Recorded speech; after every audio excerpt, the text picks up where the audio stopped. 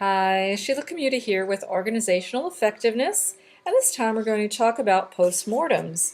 A lot of people refer to these as retrospectives, but I still like the term postmortem, and I think it should be celebratory, so I've given a sort of a name of postmortem after party to it, because people should be celebrating. They should be celebrating a project.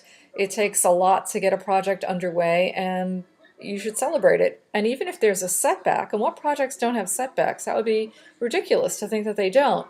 If as long as you're learning something, then it's a win, and that's the thing to remember. Also, if you're on a team and there's a setback, it's the team's success or the team's failure. It's not one person's. So it's really important to celebrate successes, and postmortems are just learning what you did that you want to repeat again, and learning from your mistakes, and doing the same successes again, same successful tasks again that got you where you are.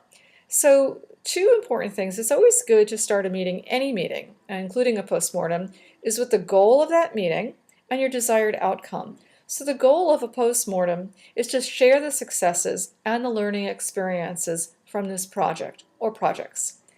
The desired outcome is to celebrate the successes, recommend what you want to repeat, identify the holes, propose strategies, and perhaps take action steps so that the right things are followed and the things that didn't work so well, you put aside. You never do those again.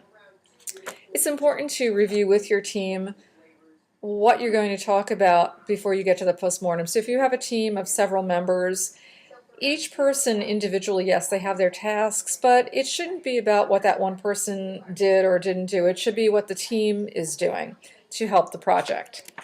And so some questions to think about, and there are many questions, but there's just some questions to get the teams going on what would we talk about at a postmortem. It's sort of like what went right, what went wrong, but the things to talk about is, did we accomplish what we set out to accomplish from the beginning? And did the scope of the project change? And was it easy to stay on task? What awesome things might have occurred during the project? I mean, there are things you don't even realize that are amazing. Maybe there's better communication. Maybe you found an amazing person to work with along the way. Maybe you found a step that was missing. It could be anything. Small, big, anything. It could be still awesome, even if it's small. And did everyone on the team communicate, and did they feel supported, and did they feel informed? Did they make decisions together? This is really important, and I have found that on teams, there's a member of a team that makes a decision because it's the right decision for that department to make. It makes sense, but they didn't tell a member of the team, and it could have ramifications. So people that are affected by decisions should have input into those decisions. That's just a rule. And so as a team, you never want to make a decision in a vacuum. You don't work in a silo. It's really important to remember that. Other questions to think about. Did certain team members make any sacrifice that led to larger success? Did any individuals collaborate where they hadn't before? Did they find out new collaborations? Were there any surprise factors? And were you able to handle those surprise factors? How would you be better prepared the next time for those?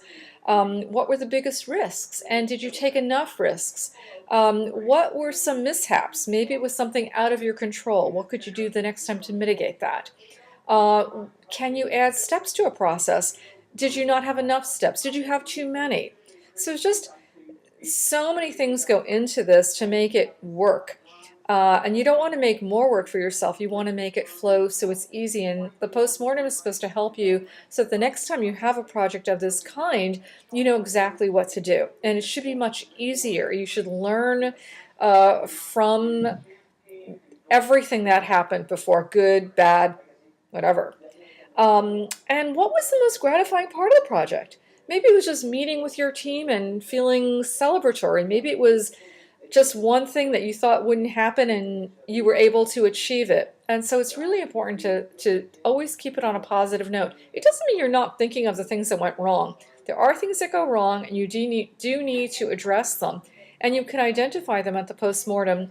If it's a heavy problem-solving issue, then of course you would take it offline and figure out, okay, what are we going to do? How are we going to tackle this? How are we going to put action steps in? And what are we going to do for the future? And that's an offline conversation. But at the postmortem, you can identify those things. This went wrong. This is a problem.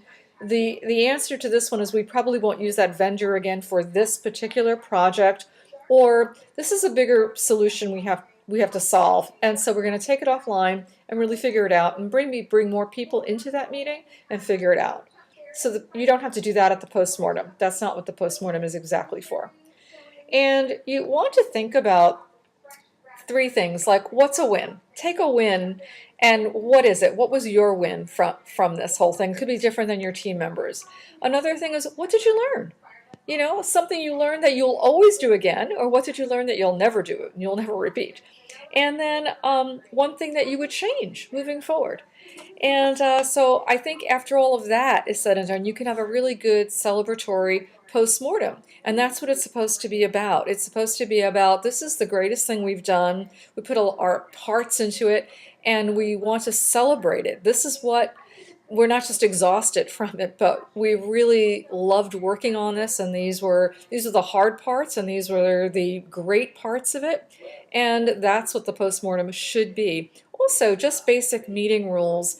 There shouldn't be side conversations. People love to have side conversations, but really it's kind of rude and makes people feel like they have to rush through what they're talking about. So it's really more respectful to not have side conversations and to listen to everybody. Everybody has a chance to speak. Nothing is forbidden. Everybody can say whatever's on their mind as long as there's no finger pointing. It's about process, not people. You might have to add a step, you might have to remove a step, you might have to change a step, but it's not about the person that made the step. And remember, if you're on a team, that success is the team's success or the team's failure. It's not one person's. It's never one person's. And so that's something important to remember. Also, you want to focus on fun and informality. You don't want to be stiff during your meeting. You want to be able to relax, not feel like somebody's going to put you in a corner, not somebody's going to blame you or throw you under a bus. That's not what this is about at all. It's about discussing what's great about where we work and what's great about the project and what's great about our process that we never had before, and we're going to even improve it. That's what it's really about. Maybe it's about, bringing some icebreakers in, whatever you have to do to be a little bit more informal so it's not so stiff. Have it out not in a conference room. Change the setting. Some people do this out at lunch, some people do it at bars, whatever. Change the setting so it's more informal. And if you have to have it in your conference room, I'm a big believer in mimosas, but that's me. And if people don't drink, I respect that. Orange juice is great. Have some strawberries, have some food. Just make people feel relaxed so it's an okay thing that they want to come to this. This is a party they should want to come to. And I think that's about it. So I will see you next time. Thank you for joining me.